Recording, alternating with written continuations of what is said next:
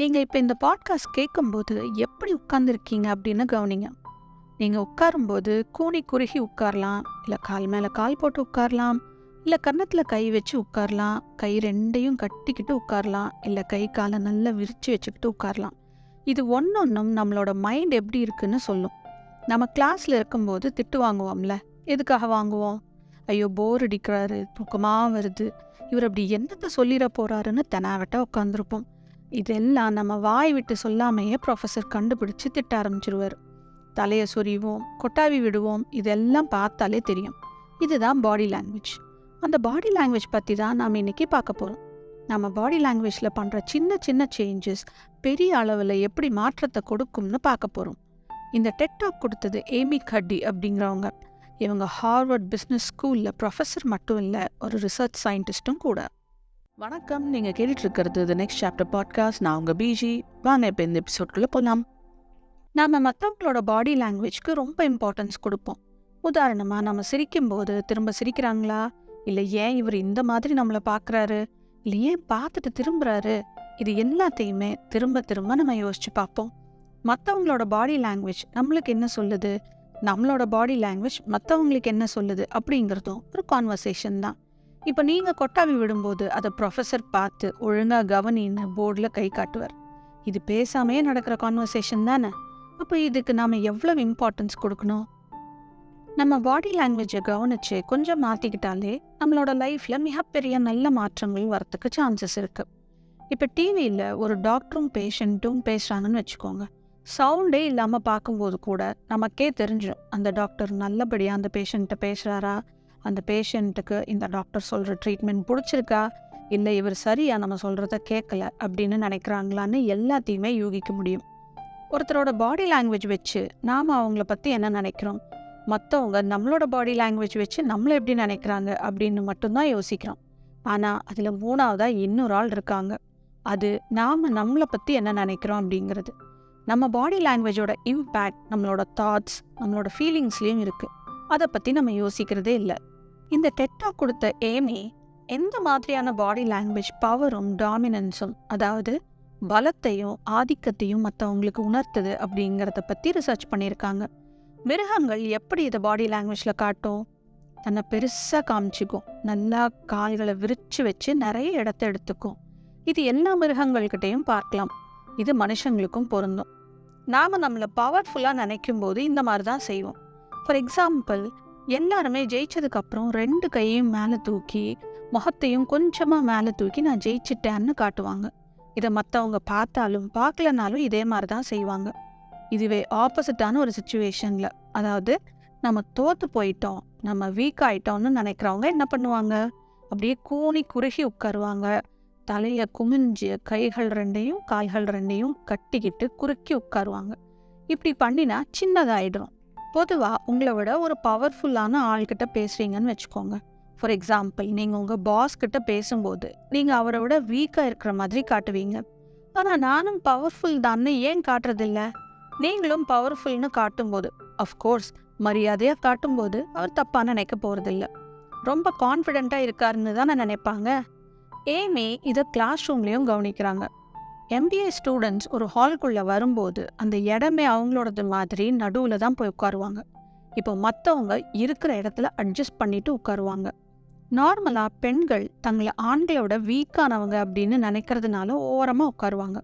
டிஸ்கஷன்ஸில் participate பண்ணவே மாட்டாங்க. அப்போ கிளாஸ் ரூமில் ஆண்களும் பெண்களும் 50-50 இருக்கிற இந்த மாதிரி சுச்சுவேஷனில் என்ன பண்ணலாம்? இதுக்கு என்ன solution? Fake it till you make it and till you become it. அப்படின்னா, நம்ம டேலண்டடாகவே இருந்தாலும் நம்மளை மற்றவங்க அப்படி பார்ப்பாங்களான்னு ஒரு சந்தேகம், ஒரு கன்ஃபியூஷன் இருக்கும். அதனால் பெரிய அளவில் பார்ட்டிசிபேட் பண்ணாமல் இருப்பாங்க. ஆனால் அந்த மாதிரி சமயங்களில் நம்ம மைண்டில் நம்ம டேலண்டட் தான் அப்படின்னு முடிவு பண்ணிட்டு வேலையை பார்க்கணும். இப்படி பண்ணினா நம்ம ஃபேக்குன்னு எடுத்துக்கக்கூடாது. இது நாம் நம்மளை சக்ஸஸ்ஃபுல்லாக மாற்றுறதுக்கு ஒரு மைண்ட் ட்ரிக். எப்படி மைண்டை ட்ரிக் பண்ணுறது? அதுக்கு தான் பாடி லாங்குவேஜும் பவர் போசஸும் யூஸ் ஆகும். பவர் போசஸில் 2 இருக்குது. ஒன்று high power poses and low power poses. High power போசஸ்க்கு ஒரு எக்ஸாம்பிள், நம்ம ஷோல்டரை ஸ்ட்ரெயிட்டாக வச்சு உட்காந்து நேராக பார்த்து பேசுறது. லோ பவர் போசஸ்க்கு ஒரு எக்ஸாம்பிள், கோன் போட்ட மாதிரி உக்காந்து விட்டத்தை பார்த்து பேசுறது. நம்மளோட எல்லா ஆக்டிவிட்டீஸையுமே ஹார்மோன்ஸ் கண்ட்ரோல் பண்ணுது இல்லையா? அது மாதிரி இங்கேயும் 2 ஹார்மோன்ஸ் இருக்கு. டாமினன்ஸ் ஹார்மோன், அதாவது ஆதிக்க மனோபாவம் தர்றது டெஸ்டோஸ்டிரோன். கார்டிசால் அப்படிங்கிறது ஸ்ட்ரெஸ் ஹார்மோன். நாம் பவர்ஃபுல்லான ஆட்களை பற்றி பேசும்போது அவங்களுக்கு டெஸ்டோஸ்டிரோன் ஜாஸ்தின்னு மட்டும் நினைக்கக்கூடாது. கார்டிசாலும் கம்மியாக இருக்கும், அதாவது ஸ்ட்ரெஸ் லெவலும் கம்மியாக இருக்கும். ஒரு தலைவன் பவர்ஃபுல்லாக மட்டும் இருந்தால் பத்தாது இல்லையா? ஸ்ட்ரெஸ்ஸை நல்லா ஹேண்டில் பண்ணவும் தெரியணும்ல. இப்போ திடீர்னு ஒரு சாதாரண ஆள் தலைவரை செலக்ட் ஆகிறாருன்னு வச்சுக்கோங்க. அவங்களுக்கு டெஸ்டோஸ்டிரோன் அளவு ஜாஸ்தி ஆகுது, கார்டிசால் அளவு குறையுது. ஆனால் எல்லாருமே இது மாதிரி திடீர்னு பதவி மாற முடியாது இல்லையா? இப்போ இதையே சின்ன லெவலில் எப்படி பண்ணலாம்? ஒரு 2 நிமிஷம் ஹை பவர் போசஸ் பண்ண சொல்கிறாங்க. ஃபார் எக்ஸாம்பிள், ஒரு போர்ட் மீட்டிங், இல்லை ஸ்டேஜில் நின்று பேசுகிறப்போ, இல்லை ஒரு இன்டர்வியூ அட்டன் பண்ணும்போது ஒரு 2 மினிட்ஸ் ஸ்பெண்ட் பண்ணி பாத்ரூமில் ஹை பவர் போசஸ் ட்ரை பண்ணணும். அப்படி ட்ரை பண்ணும்போது டெஸ்டோஸ்டிரோன் ஜாஸ்தியாகி கார்டிசால் கம்மியாகுதுன்னு ரிசர்ச்சில் கண்டுபிடிச்சிருக்காங்க. அதனால அவங்க சக்ஸஸ் ரேட் ஜாஸ்தி ஆகுதுன்னு ப்ரூவ் பண்ணியிருக்காங்க. இந்த ரிசர்ச்சை ஏமி ஏன் பண்ணாங்க? அவங்க 19 வயசாக இருக்கும்போது ஒரு பயங்கரமான கார் ஆக்சிடெண்ட்டில் மாட்டிட்டாங்க. தலையில் அடிபட்டதுனால அவங்களோட ஐக்யூ லெவல் குறைஞ்சிருச்சுன்னு சொல்லிட்டாங்க. எப்போவுமே ஸ்மார்ட் ஸ்டூடெண்ட்டாக இருந்துட்டு இதை கேள்விப்பட்ட உடனே மனசுடைஞ்சு போயிட்டாங்க. அவங்களோட அடையாளமே போயிடுச்சுன்னு நினச்சி வீக் ஆயிட்டாங்க. கஷ்டப்பட்டு ஒரு வழியாக காலேஜை முடித்தாங்க. ஆனால் அதுக்கு 4 வருஷம் எக்ஸ்ட்ரா டைம் ஆச்சு. அவங்க மேலே படிக்கிறதுக்காக பிரின்ஸ்டன் யூனிவர்சிட்டியில் சேர்ந்தாங்க. நான் இங்கே இருக்க தகுதியான ஆளே இல்லைன்னு நினச்சிக்கிட்டே இருக்காங்க. அந்த டவுட் மட்டும் அவங்கள விட்டு போகவே இல்லை. ஒரு நாள் அவங்க 20 நிமிஷம் ஒரு 20 பேர் முன்னாடி பேச வேண்டிய சுச்சுவேஷன். அவங்க தன்னால் இதை பண்ணவே முடியாதுன்னு காலேஜ் விட்டு நிற்கிறதா டிசைட் பண்ணி அவங்க ப்ரொஃபஸர்கிட்ட சொன்னாங்க. ஆனால் அவங்க ப்ரொஃபஸர், உன்னை நான் நம்புகிறேன், நீ முடியலன்னு நினச்சாலும் இனி வரப்போகிற எல்லா டிஸ்கஷன்லேயும் பார்ட்டிசிபேட் பண்ணி தான் ஆகணும். நீ பயந்தாலும் இல்லை பயத்தினால பேரலைஸே ஆனாலும் நீ உன்னை டேலண்ட்டுன்னு நீயா ஒத்துக்கிற வரைக்கும் நீ ட்ரை பண்ணணும்னு சொன்னாங்க. அவங்களும் அதே மாதிரி ட்ரை பண்ணி இப்போ இந்த மாதிரி சுச்சுவேஷன்ஸை பற்றி அவங்க பெருசாக யோசிக்கிறதே இல்லை. இல்லைன்னா இவ்வளோ பாப்புலரான டெட்டாக்கு அவங்களால கொடுத்துருக்க முடியுமா? இவங்க ஹார்வர்ட் யூனிவர்சிட்டியில் வேலை பார்க்கும்போது இவங்க கிளாஸில் ஒரு ஸ்டூடெண்ட் பேசாமே இருந்திருக்காங்க. டிஸ்கஷன்ஸில் பார்ட்டிசிபேட் பண்ணவே இல்லை. கிளாஸில் நடக்கிற டிஸ்கஷனில் பார்ட்டிசிபேட் பண்ணுறதுக்கும் மார்க்ஸ் இருக்குது. இப்படி பேசாமல் இருந்தால் நீ ஃபெயில் ஆகிறதுக்கு சான்சஸ் இருக்குன்னு ஏமி சொல்லிட்டாங்க. அந்த ஸ்டூடெண்ட் ஒரு நாள் ஏமியோட ஆஃபீஸ்க்கே வந்து நான் இங்கே இருக்க தகுதியான ஆள் இல்லைன்னு சொல்கிறாங்க. தான் இருந்த நிலைமையில இந்த ஸ்டூடெண்ட் இப்போ இருக்காங்கன்னு ஏமிக்கு நல்லா புரிஞ்சு போச்சு.